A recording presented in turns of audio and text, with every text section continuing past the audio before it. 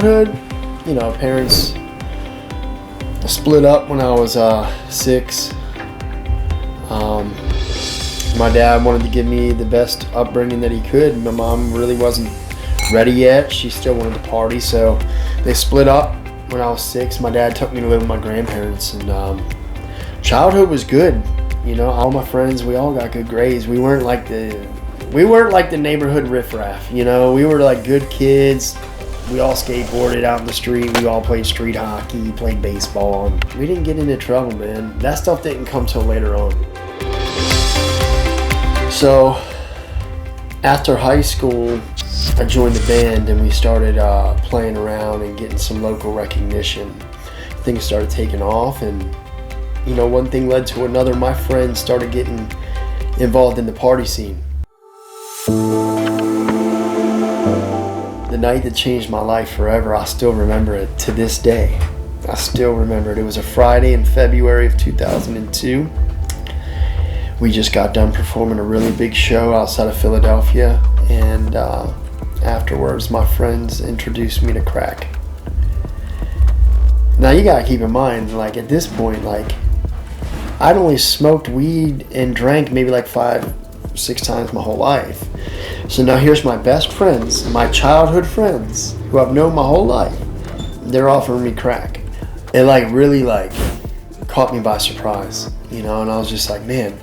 And all I could think about is like, I know what they say about crack, and I'm picturing like homeless people. I'm picturing people like missing their teeth and in and out of jail and this and that. But like, these are my childhood friends. I grew up with them. They all have jobs. They all have a family. They have a girl. It's like, is it really that bad? Or is it something that they tell you not to do because it's illegal, And my buddy just said something to me, and he was like, just try it. If you don't like it, you don't have to try it again. And that made sense to me because I tried weed before. I tried alcohol before. It just wasn't my thing. So I tried it, and devil got his hooks in me, man. It was a one and done type thing for me. As soon as those chemicals hit my bloodstream, I immediately became addicted. And I did it every single day for months, and then that led to heroin. That was February of 2002. Let's just say by that summer, I was homeless. I was homeless, shooting heroin. Started off panhandling. I was able, because I was 19 years old, I still had my weight, I looked good. I was able to go to the train stations and bus stops and, give people a sob story and get money. But as the addiction progressed, that no longer worked, so I learned how to shoplift. And then I got locked up for shoplifting, went to jail. And like, jail's supposed to reform you, right? But all jail ever did was teach me how to become a better criminal. I went to jail for shoplifting and I learned all about burglary. I got out, I started committing burglaries. Then I went back into prison. And then I went in for burglary and learned all about how to commit robberies. And then I get out and I started committing robberies, and it's just one thing after another. And everything that I said I would never do, I ended up doing. In and out of prison numerous times. 2009, I was looking at, 18 years. I got out by the grace of God. And you would think that I would turn around, but no, I kept on going and went on a string of bank robberies.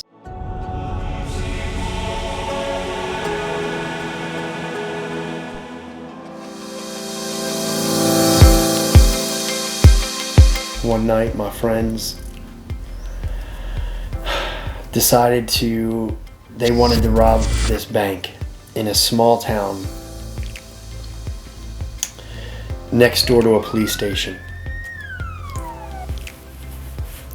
And like, to a sober person, that sounds really stupid. Why would you rob a bank in a small town next door to a police station? But as an addict, you can't help it. Like, when that dope sickness kicks in, you're gonna get it by any means. You're gonna do whatever it takes.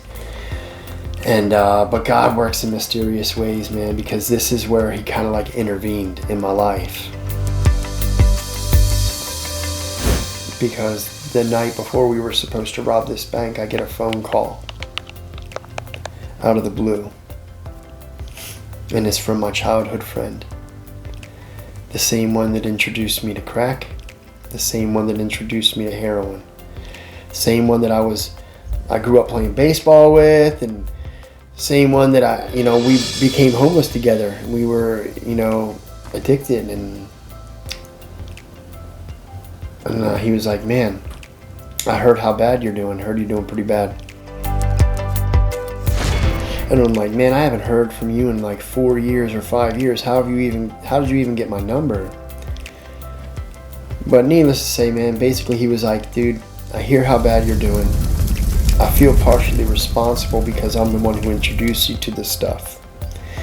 And I want to let you know, like, if you're feeling like everything reminds you of getting high, everyone reminds you of getting high, and everything's just a memory of getting high up there, like, and you feel like you can't change, like, I'm here to tell you you can. I'm in South Florida.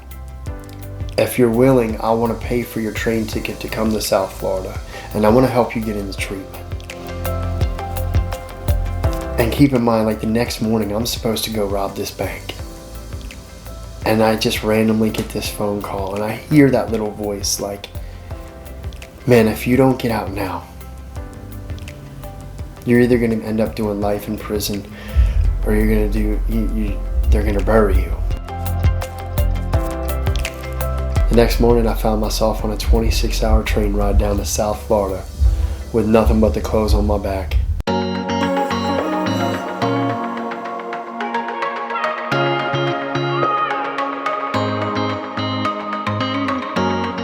I started going to meetings, got a sponsor, started working the steps.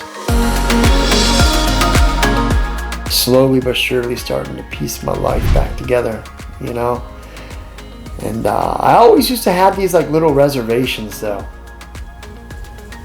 I would, in the beginning, the first year of recovery, I would be like, all right, in 60 days, I'm going to go back home. I'm going to go back to Philly. I'm going to go get high, Then 90 days would go by, and then I'm like, it's still a little cold up there, I like this Florida weather. So I'll wait a little bit longer. Let's give it 6 months, and then 9 months. And then one day it clicked. I was working at a purse warehouse, packaging up women's pocketbooks, driving a forklift, and I was on my lunch break. And I was like, dude, like, I actually have a job today. I have a cell phone in my name. Like, I have a roof over my head. I have food in my stomach. I'm not waking up dope sick. And I'm not looking over my shoulder seeing if somebody's going to try to whack me because I robbed them the night before or something, And it shifted. I always wrote music that was personal to me. It wasn't for anybody else, but the guys at the halfway house, the guys at these other places in recovery are like, man, like, that music's helping us.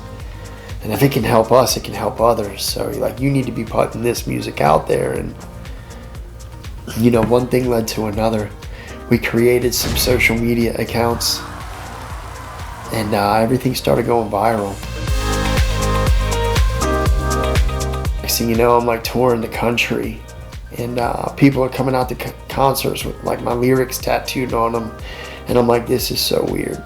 This is so weird, bro. Like, I wrote that song at 3 o'clock in the morning at a halfway house because I didn't want to go get high, and you got it tattooed on your forearm. You know what I mean? Like, but no, like, it's, man, music is such an it's like, it breaks all barriers. It speaks to all people. It's a universal language. And I was grateful, because to see that music not only helped me, but it's helping so many others,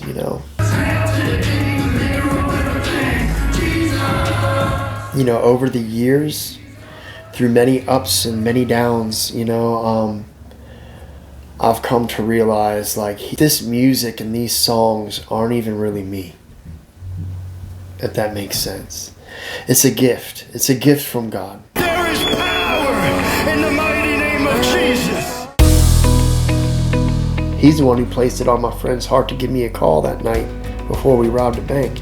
Because my friends went that next day and they robbed that bank. They robbed that bank and they got on a high-speed car chase across state lines. And they got caught with the guns, they got caught with the money and everything else. And if I was in that car, life, you know. And I guess one of them talked at the precinct, because next thing you know, my dad and everybody's calling me like, you know, like, they're looking for you. You're wanted for first degree on bank robbery. They had linked me to all the other bank robberies, so, that I was part of.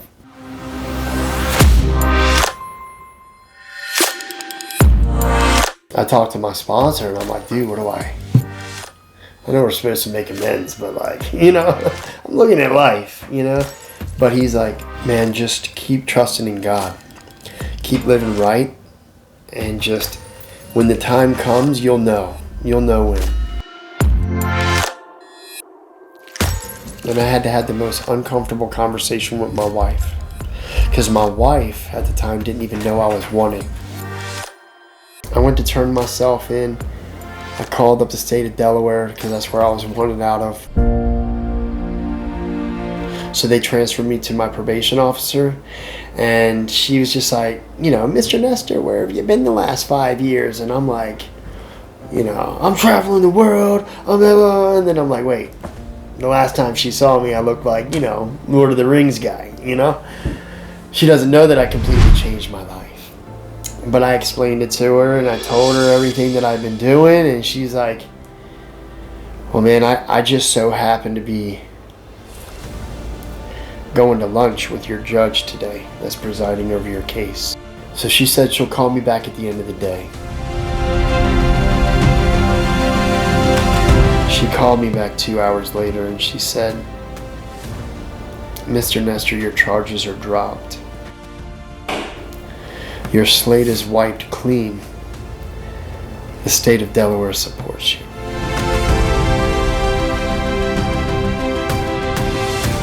And I just, dude, I've been in the system long enough to know, like, that doesn't happen, you know?